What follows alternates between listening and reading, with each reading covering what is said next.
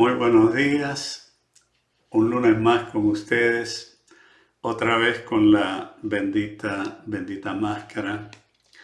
Y este es el segundo video que pongo en relación a la pandemia y al matrimonio. Estamos empezando ya el tercer año de pandemia.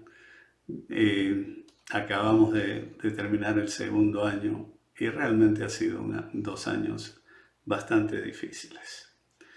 Hemos visto a gente conocida, querida y a veces incluso miembros de nuestra propia familia que han enfermado o incluso han fallecido como consecuencia de la pandemia. A veces pienso, sin querer entrar en el plano político, que muchas muertes, sobre todo en Latinoamérica, se han debido no tanto a la pandemia, sino al manejo que se ha tenido de la pandemia, ¿no? Bueno, la Navidad y Año Nuevo y Pascua de Reyes han sido ocasiones donde muchas familias y amigos se han reunido con trágicas consecuencias. Hemos visto en estos 2 años reacciones nuevas de nuestra pareja, no necesariamente las más alturadas. Ahora, cuando entramos a una crisis, llámese pandemia o llámese de cualquier otra manera, nunca salimos igual. O salimos mejor o salimos peor. La consulta a abogados con intención de divorcios ha subido enormemente. Las consultas a los terapeutas, psicólogos, consejeros familiares también han subido enormemente. ¿Por qué? Porque hemos conocido aspectos de la personalidad de nuestra pareja que nos eran completamente desconocidos. Ahora, el miedo nunca es un buen consejero, nunca lo ha sido y nunca lo va a ser. Y ha habido mucho miedo, y hay todavía mucho miedo. Miedo a contagiarse, miedo a perder a un ser querido, miedo a no tener trabajo. Y sobre todo cuando uno ya tiene cierta edad, el aspecto laboral se hace más difícil. Ahora, se están dando reacciones desconocidas, ¿no? Gritos e insultos, hasta malos tratos físicos. Habíamos hablado la semana pasada sobre la diferencia entre vacaciones y pandemia, ¿no? Y habíamos dicho de que son dos cosas completamente diferentes. En las vacaciones uno tiene el dinero, tiene el tiempo y tiene oportunidades de recreación. En la pandemia no tiene ninguna de esas tres cosas. Habíamos hablado también sobre el ciclo de cercanía y de distancia. Lo importante que era y sigue siendo el que en el día la pareja se separe, ella y él se van a trabajar, en muchas ocasiones es solamente él el que trabaja afuera, y después pues se llegan al hogar y se cuentan lo que ocurrió, y ese es un ciclo saludable. Ese ciclo saludable se ha partido. ¿Por qué? O porque no trabajan, o porque trabajan en casa, y entonces se ve en la cara todo el tiempo. Habíamos visto también la diferencia entre reaccionar y responder, en donde el reaccionar era algo biológico, instintivo, mientras que el responder pasa por nuestro cerebro. En el reaccionar no se miden las consecuencias, en el responder sí, ¿no? Entonces terminé el video diciéndoles que cuando recibía un email que no me gustaba, pues lo escribía, pero no lo enviaba, porque al día siguiente lo revisaba y me daba cuenta que era demasiado fuerte mi respuesta. Ok. Por otro lado, ya yéndonos al tema que nos toca, no hay que normalizar la crisis, porque esta es una situación que va a terminar. Ni nosotros ni nuestros padres han pasado una pandemia como la que estamos viviendo ahora. Y es interesante, yo he estudiado la pandemia de 1918, que se le llamó erróneamente la fiebre española, aunque el origen de la pandemia fue aquí en los Estados Unidos, solamente que los españoles dieron la voz de alarma y por eso se les achaca con el nombre fiebre española, aunque no era de España su origen, ¿no? Bueno, resulta de que en esa pandemia murieron cantidades de personas, millones de personas. Y miren, ha pasado más de un siglo y no hemos mejorado ostensiblemente en el manejo de la pandemia. Porque igual millones de personas, quizás no tantas como en el pasado, pero han muerto millones de personas y siguen muriendo. Aquí en los Estados Unidos están muriendo en este momento más de 2.000 personas cada día. Bueno, en tiempos como estos aparece la negatividad. Nuestro cerebro, responde más fuertemente a las malas noticias que a las buenas.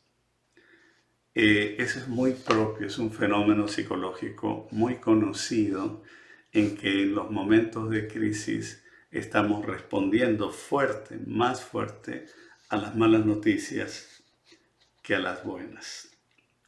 Hace algunos años hubo una epidemia, no una pandemia, pero una epidemia de SARS en Canadá. Y resulta que en esta epidemia las autoridades canadienses decidieron no permitir que la gente saliera de la casa por 10 días. Solamente fueron 10 días que la gente no salió. No fueron un mes, ni 2, ni 3 meses. Fueron solamente 10 días, nada más que 10 días. En el Perú, por ejemplo, han habido ocasiones en que han parado por un mes y después han tenido 1 o 2 semanas de semi-libertad y han vuelto a parar 2, 3 semanas. Entonces, aquí en los Estados Unidos no se ha dado ese fenómeno tan fuertemente. Se ha dado, sí, pero no tan fuertemente. Han habido toques de queda también. Pero en estos 10 días de cuarentena, al terminar estos 10 días de cuarentena en Canadá, la tercera parte de la población tenía o sufría lo que se llama el estrés postraumático. Solamente 10 días metidos en la casa. Y la tercera parte de la población tenía depresión. Entonces, 2/3 de todos aquellos que estuvieron encerrados esos 10 días sufrieron las consecuencias psicológicas, unos de estrés postraumático y otros de depresión. Habíamos mencionado sobre las parejas estables y las inestables. Esto no tiene mucho que ver necesariamente con la cantidad de años de matrimonio, porque yo conozco, y ustedes estoy seguro también, conocen a parejas que tienen muchos años de matrimonio y que pelean como perros y gatos y no se pueden ver ni en pintura. Incluso algunos ya desde hace años duermen en habitaciones separadas. Entonces, eso de la cantidad de años no necesariamente significa estabilidad. Mientras que por otro lado hay parejas jóvenes que son bastante estables, ¿no? Pero en las parejas inestables, los ataques de ida y vuelta son la norma. Entonces se ataca a la persona. Si la persona, por ejemplo, la esposa le dijo al esposo que pusiera una carta en el correo y a él se le olvidó, pues el ataque es a la persona. Tú eres un sonso, no se te puede encargar nada, no sirves para nada, eres un irresponsable. El ataque fue ad hominem, como se llama, a la persona. Mientras que en las parejas estables, en la misma situación, ella va a decir, ¿sabes qué? Era importante que tú depositaras esa carta. Y ya depositando la mañana, quizá llegue, quizá no. Y si no llega a tiempo, eso nos va a ocasionar un problema económico, porque nos van a recargar esto y lo otro. Entonces, en la pareja armónica, la situación se va al problema, no a la persona.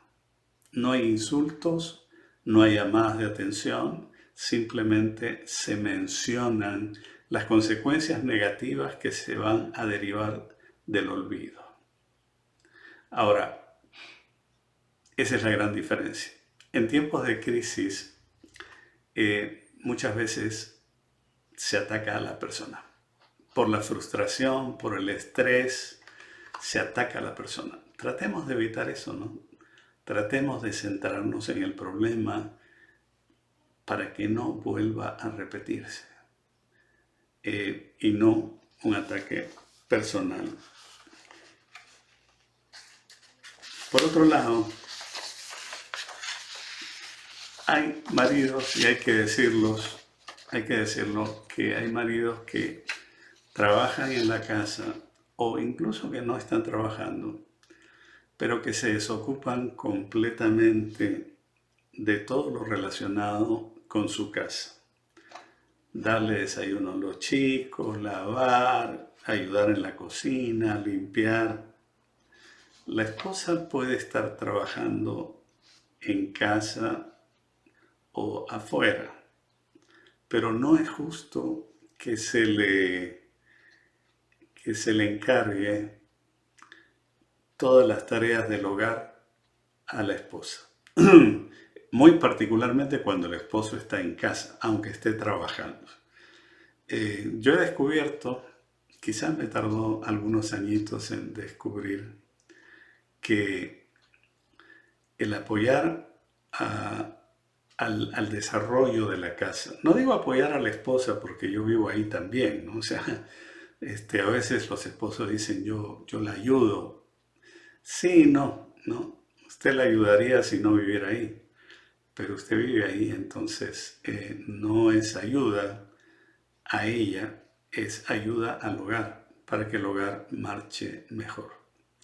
Ahora, otra cosa que yo descubrí es que cuando ayudo consistentemente, mi esposa está de mejor humor. No está tan cansada, no está tan agotada. Y yo no quiero decir que el esposo tenga que hacer todo, pero apoyemos en todo lo que podamos. y vamos a tener a una esposa feliz, una esposa tranquila y a una esposa que aprecia lo que nosotros estamos haciendo. Y hay que ser lo más justos posibles. Y hay que tener también un tiempo personal. Por ejemplo, yo salgo a caminar con mi señora todos los días, o casi todos los días. Hoy día no voy a salir con ella porque hace demasiado frío, pero ese es un tiempo que yo aprovecho para mi enriquecimiento personal.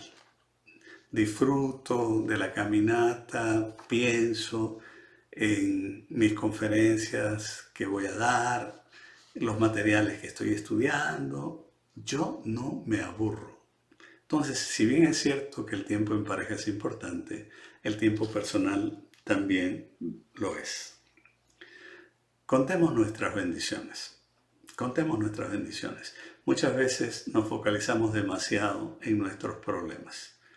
Pero si usted está bien, su esposa está bien, sus hijos están bien, aunque tengan algunas carencias debidas a la pandemia, pues cuente eso como bendición.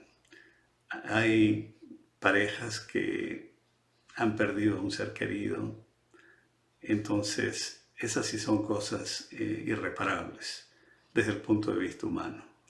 Pero si usted y su pareja están bien, sus hijos están bien, tienen lo indispensable para su subsistencia, no para lujo, pero para su subsistencia, dé gracias a Dios, cuéntelo como bendiciones. Hagamos un esfuerzo por conocer más íntimamente a nuestra pareja. A veces las reacciones que nuestra pareja tiene se deben a experiencias del pasado que nosotros no conocemos. Y entonces cuando empezamos a escarbar, nos damos cuenta que el porqué de las reacciones de él o de ella. Entonces, hagamos un esfuerzo consciente por conocerle más. Hay cosas que van a cambiar para siempre. Lavarnos las manos, por ejemplo. No es que antes no nos lavábamos las manos. Yo recuerdo desde niño, mi mamá era una maniática de la lavada de manos, ¿no? ¿Te lavaste las manos? ¿Te lavaste las manos? Y hasta el final de sus días ella se lavó las manos muchas veces por día. Entonces, el lavarnos las manos con más frecuencia, eso va a ser una norma. Quizá no nos acercaremos tanto como lo hacíamos en el pasado. En España, por ejemplo, desde tiempos inmemoriales se ha compartido el vaso de vino, ¿no? En un grupo de amigos tomaban todos, ¿no es cierto? Un sorbo cada uno. Eso definitivamente va a terminar. Cuando viene la pandemia, nosotros decimos, hola pandemia, adiós rutina, porque nuestras rutinas van a cambiar. Yo me iba al McDonald's todos los días a tomar desayuno. No es que me fascinara el McDonald's, pero era mi rutina salir de la casa, ese ciclo de separación y reencuentro. Eso yo lo hacía. Me iba al McDonald's, tomaba mi soda, mi tecito, un sándwich y me quedaba estudiando en el McDonald's 2 horas, por lo menos 2 horas. Y después regresaba a la casa y se cerraba el círculo de separación y encuentro. Ahora, pregúntele a su pareja qué es lo que más extraña de su vida de antes de la pandemia. Que ella o él se exprese. ¿Qué es lo que más extraña? Y al final de lo que él o ella digan, abrace a su pareja. Porque están juntos en esto.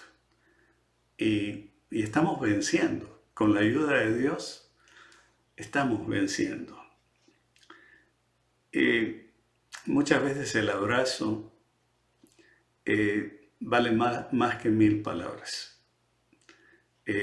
Hemos focalizado nuestra expresión a lo verbal, pero hay un significado poderosísimo en lo no verbal, como en un abrazo.